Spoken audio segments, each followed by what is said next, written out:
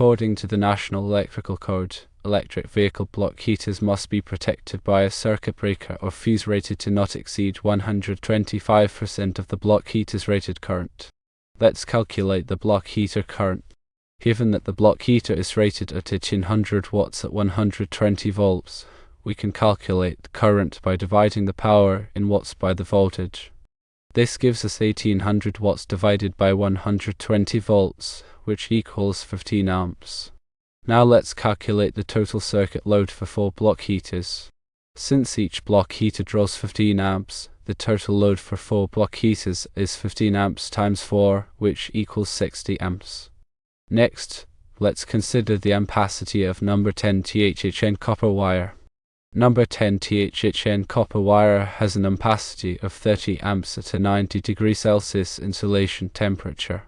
This is a crucial factor in determining whether the existing wiring is sufficient for the intended load. Now let's determine the appropriate circuit breaker rating. Based on the code requirement of 125% of the block heater current, we need to calculate 125% of 15 amps. This is equal to 15 amps multiplied by 1.25, which gives us 18.75 amps. Since standard circuit breaker sizes are typically available in increments of 5 amps, the next largest standard size is a 20 amp breaker. However, given the calculated total load of 60 amps for all 4 heaters, a larger breaker will be needed to handle the combined load.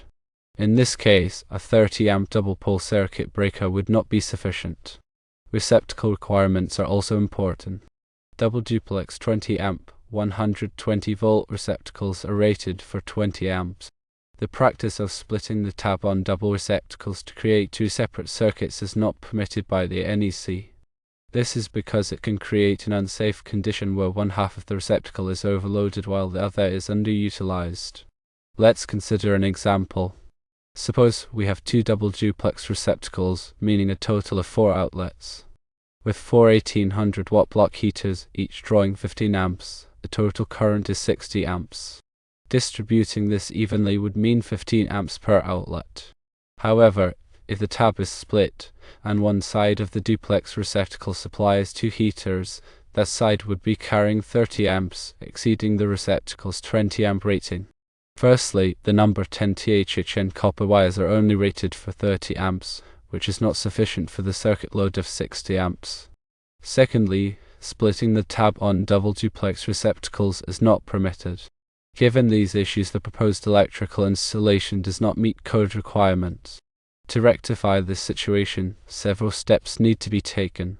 The installer should use number 8 THHN copper wire, which is rated for 40 amps, to provide adequate circuit capacity for the 60 amp load. It's important to consult NEC Table 310.16 for the appropriate ampacity based on conductor size and insulation type. Furthermore, the installer should use standard 20 amp, 120 volt receptacles without splitting the tabs. Each receptacle should be wired to a dedicated circuit with appropriate overcurrent protection. It is vital to adhere to the National Electrical Code guidelines to ensure the safety and compliance of electrical installations.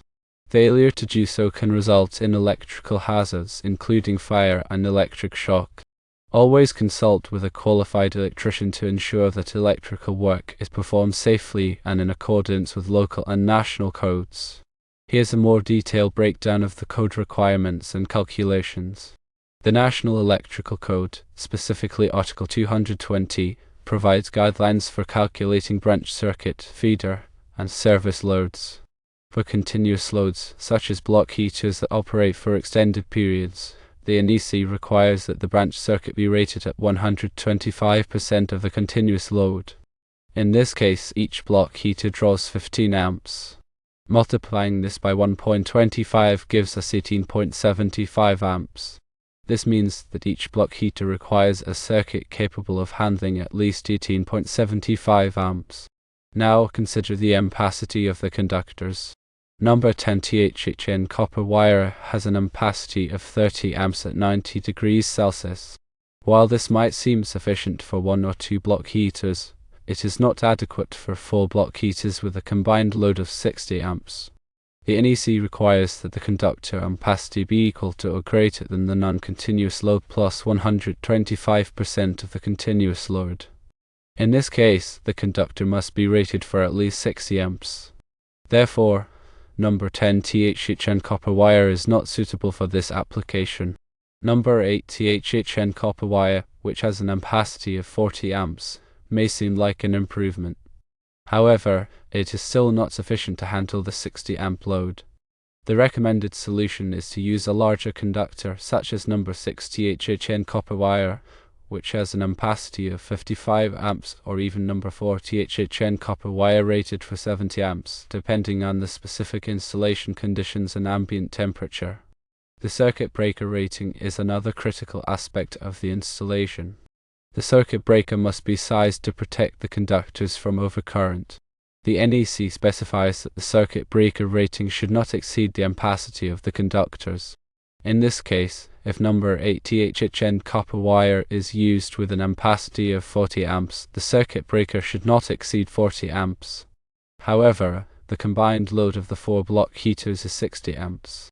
Therefore, a larger circuit breaker is needed to handle the combined load. It is important to note that the circuit breaker rating should never exceed the ampacity of the conductors. This is to prevent the conductors from overheating and potentially causing a fire. Receptacle requirements are also an important consideration. Double duplex 20 amp, 120 volt receptacles are rated for 20 amps. This means that each receptacle can safely handle a maximum current of 20 amps.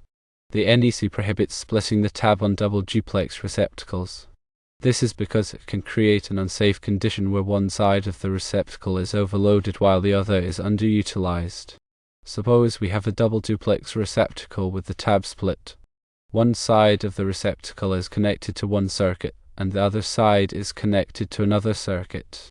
If one side of the receptacle is used to power 2 block heaters, each drawing 15 amps, that side of the receptacle would be carrying 30 amps. This exceeds the receptacle's 20 amp rating and can potentially cause the receptacle to overheat and fail. The NEC requires that each receptacle be wired to a dedicated circuit with appropriate overcurrent protection. This means that each receptacle should have its own circuit breaker that is sized to protect the receptacle from overcurrent. In this case, each 20 amp receptacle should be protected by a 20 amp circuit breaker. In conclusion, the proposed electrical installation does not meet code requirements. The number 10 THHN copper wires are not large enough to handle the combined load of the 4 block heaters. Splitting the tab on double duplex receptacles is not permitted. To rectify this situation, the installer should use larger conductors, such as number 6 or number 4 THHN copper wire, and should use standard 20 amp, 120 volt receptacles without splitting the tabs.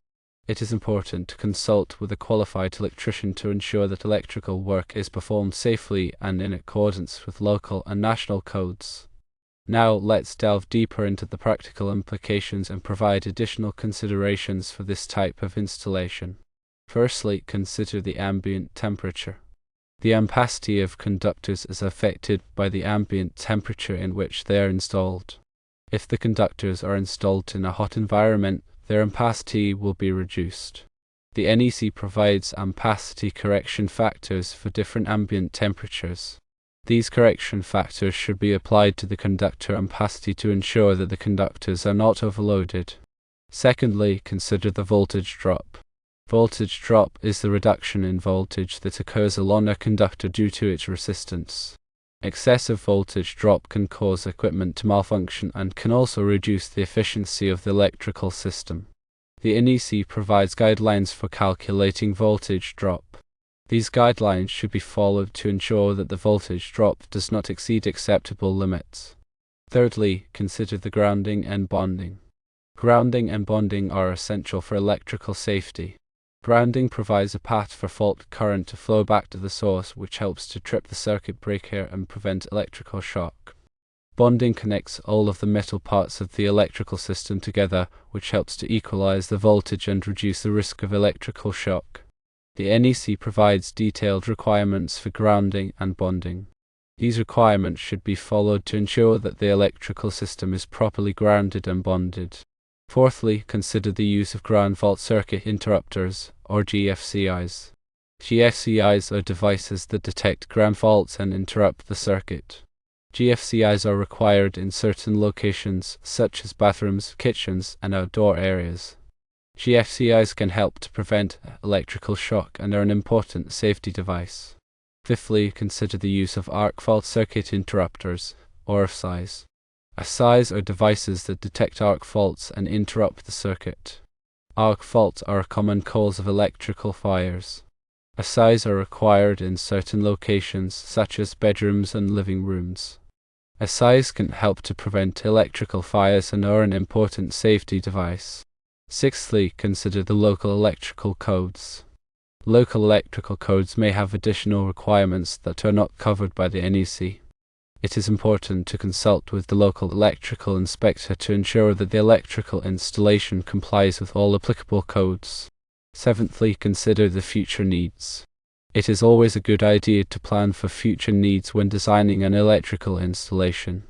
If there is a possibility that the customer may need to add more block heaters in the future, it is important to install conductors and circuit breakers that are large enough to handle the additional load. Eighthly, consider the aesthetics. While safety is the primary concern, it is also important to consider the aesthetics of the electrical installation. The conductors and equipment should be installed in a neat and professional manner. Ninthly, consider the cost. The cost of the electrical installation is an important consideration for both the installer and the customer. It is important to balance safety, performance, and cost when designing the electrical installation. Tenthly, consider the environmental impact. Electrical installations can have an impact on the environment. It is important to use energy-efficient equipment and to minimize the use of hazardous materials. By carefully considering all of these factors, the installer can ensure that the electrical installation is safe, code-compliant, and meets the needs of the customer. Let's discuss some additional scenarios and explore alternative solutions. Suppose the customer is unwilling to upgrade the wiring to number 6 or number 40 HHN copper wire due to cost constraints. In this case, a possible solution would be to reduce the number of block heaters connected to each circuit. Instead of connecting 4 block heaters to a single circuit, the installer could divide the load into 2 circuits, with 2 block heaters connected to each circuit. This would reduce the load on each circuit to 30 amps, which is within the ampacity of number 10 THHN copper wire. However, this solution would require the installation of an additional circuit and would increase the cost of the installation. Another scenario is that the customer wants to use a generator to power the block heaters. In this case, it is important to ensure that the generator is properly sized to handle the load. The generator should be capable of providing at least 60 amps at 120 volts. It is also important to ensure that the generator is properly grounded and bonded. Another consideration is the use of extension cords. Extension cords should only be used on a temporary basis. Extension cords should be sized to handle the load and should be in good condition. Extension cords should not be run under rugs or furniture, as this can create a fire hazard. Finally, it is important to educate the customer about the safe use of electrical equipment.